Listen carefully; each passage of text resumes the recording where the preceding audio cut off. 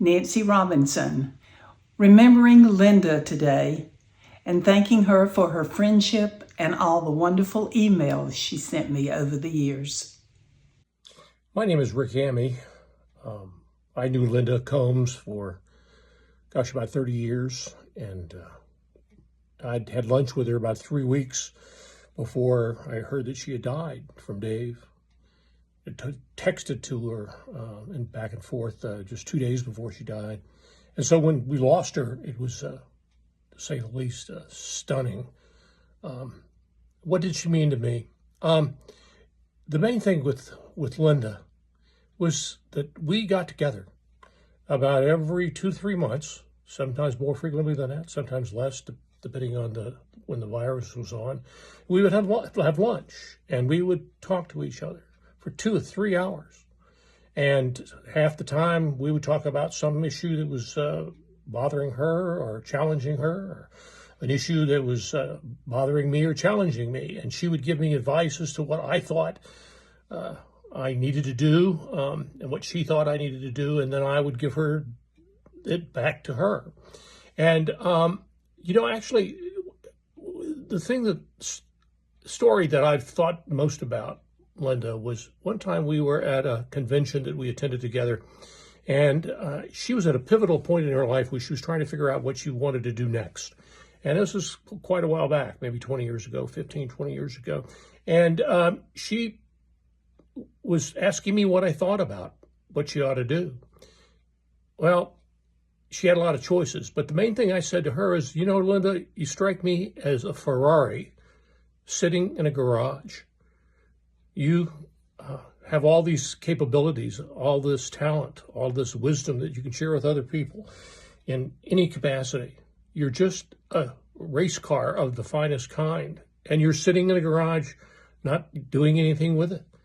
And so I suggested that she get her Ferrari out of the garage, and then 20 blazing years followed after that. And I'd like to think that I had something to do with that decision of hers to go in other directions. And God knows she helped me run a business that I had for 20 years. We're going to miss you, Linda. Good luck, Dave. My name is Josh Combs, and Linda was my aunt. I'm here with my family, my wife Stacy, my daughters Eve and Ella, and my son Oliver. One of our favorite memories of Aunt Linda was when we got to spend time with her during the holiday season. She loved to go to the Christmas place in Pigeon Forge, and she had a passion for Christopher Radke ornaments, which we share as well. The tree that's behind us was actually a gift from her and my Uncle Dave, and we will cherish it every Christmas when we light it in memory of her. Hello, I'm Jane Handley. I met Linda Combs through my mother. My mother loved her. Linda was a teacher, apparently a fabulous teacher, because Mother talked about her all the time. Well, my mother was a teacher too, so they had a lot in common. I was really excited the first time I got to meet Linda, because I knew she was special. I had been told that over and over, and I was right. She is special. She was special. And in my heart, she will always, always, always be special.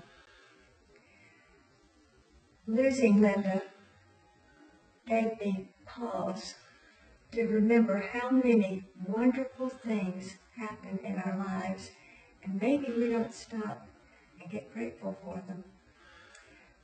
I was so grateful for her, but I didn't know how grateful until I knew that she had gone to heaven.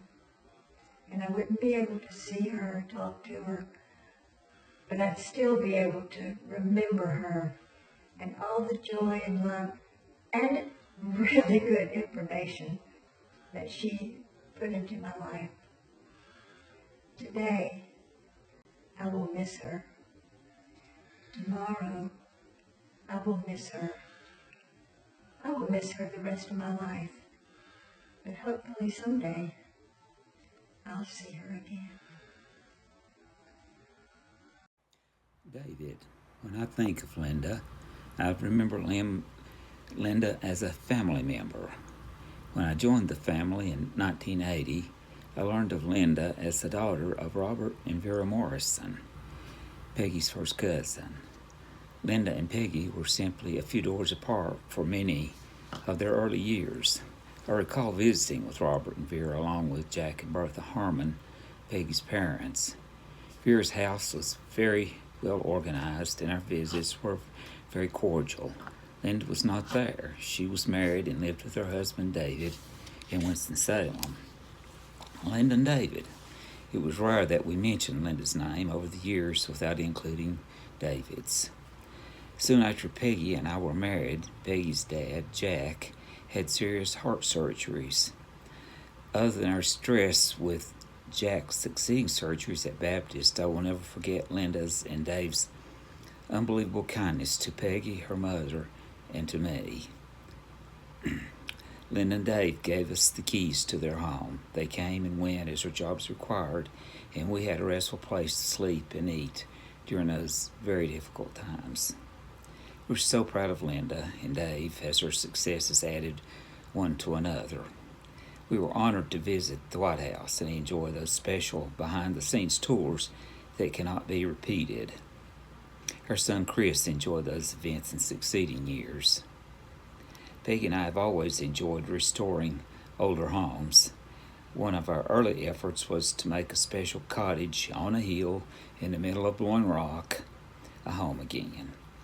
The massive fireplace was built with local stone that was filled with brilliant cubes of fool's gold.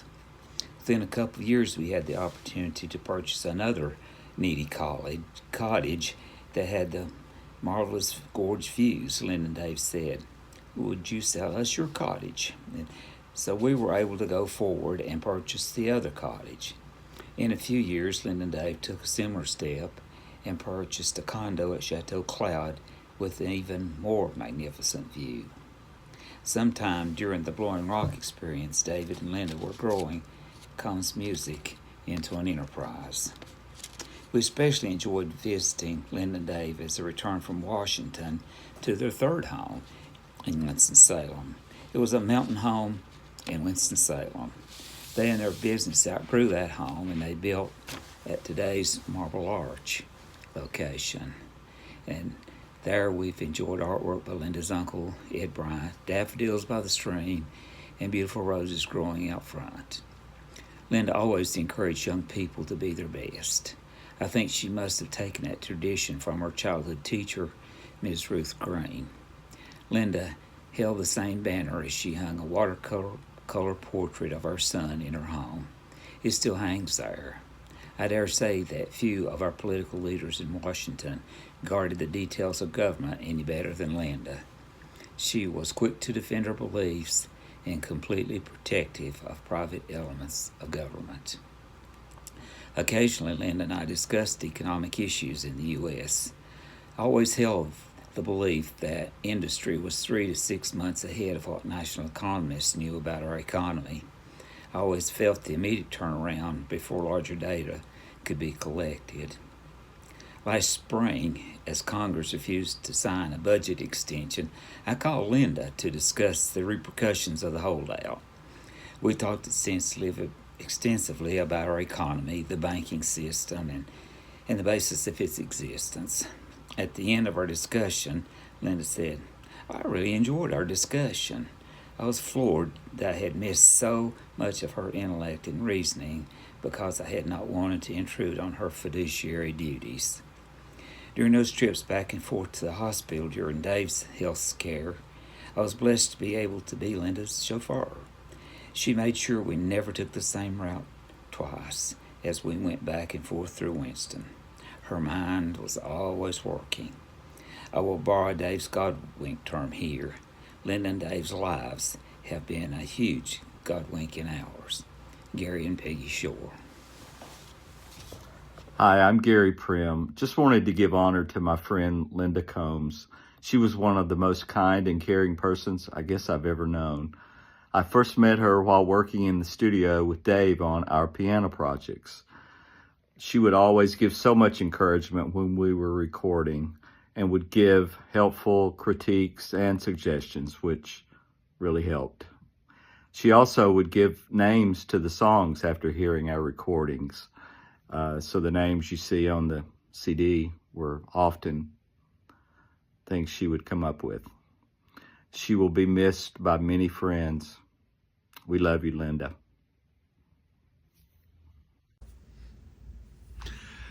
Hi, I'm Bill Gillers, and I'm here to talk for a few minutes about Linda Combs, who had a tremendous impact on my life.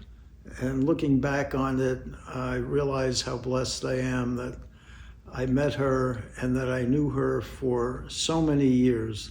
I didn't expect to be having to do something like this, however. This was a gut punch when David told me that Linda had passed on, and I just can't imagine that she's not here in person, but she's certainly here in spirit, and she'll always be with me in spirit until my dying day. Every once in a while you meet somebody who has that effect on you. And I think for the two of us, it was a mutual friendship. It was a friendship based on mutual respect and admiration.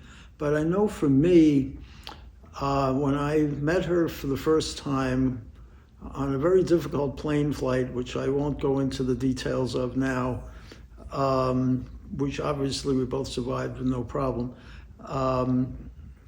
there was an instantaneous bond that I felt where, even though we came from such different backgrounds, Linda from the South, primarily rural South, and I came from the commercial industrial North, New York City. Can't get much more northern urban than that. But what the differences were so far outweighed by the things that I think we saw in each other. And I did see her in so many ways as someone who could be a mentor, who could be an advisor, who could just be a friend. And from that troubled meeting of as I mentioned, a very difficult plane flight, which was in 1982, we've maintained a very close, meaningful friendship.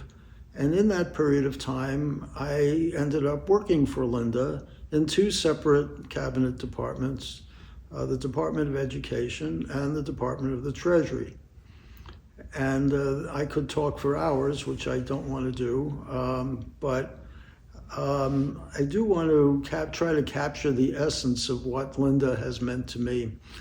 Linda modeled the behavior that I really admired in terms of her interpersonal relations and her ability to draw people out and to give them confidence, even if they didn't have confidence in themselves. She always had confidence in the people that were in her orbit professionally and personally. And she took pains to build up those people and to make them feel important, at least important to her. It was always about the other person for Linda. Linda wanted the other person to feel valued, to feel respected, to feel honored. And she had a way of doing it where you weren't even aware that that's what she was doing. But you would realize when you weren't in her presence how much of an impact she was having on you and how much better you felt when you were with her. And even when you weren't with her, you realize how much richer you were because you know her. So it was a fabulous mentorship too. I want to use that word mentor because even though she was my supervisor and my boss, I felt like I could go to her with problems, work problems, professional problems, and get advice. And sometimes she didn't have any particular words of wisdom, but just in the way that she would ask a question or in the way that she would answer a question, it made you think about how I might be able to approach something a little bit differently, and I might feel a little bit better for it. where at least the other people might feel better, and it might have a successful outcome. And so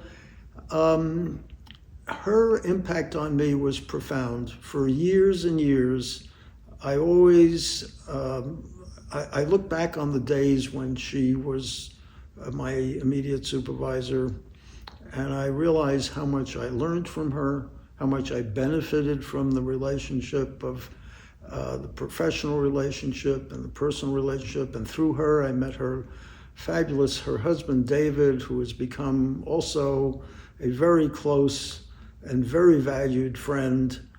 Even though there's periods of time when that go by, it seems like we can pick up where we left off at ease, with no problem.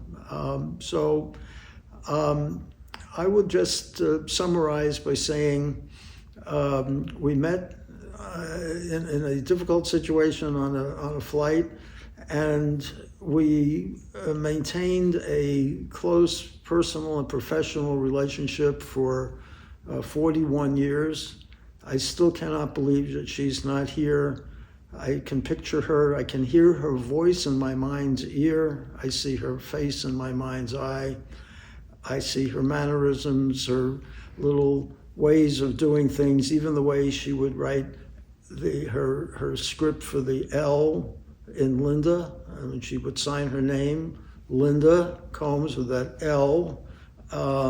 Occasionally I would have to, in my work for her, I would have to sign things myself for her, and I would try to capture that, and I ended up not being able to do it. So she taught me, she said, just sign your name, so William Gillers, and then put for Linda Combs, because I could never capture the L in Linda M. Combs.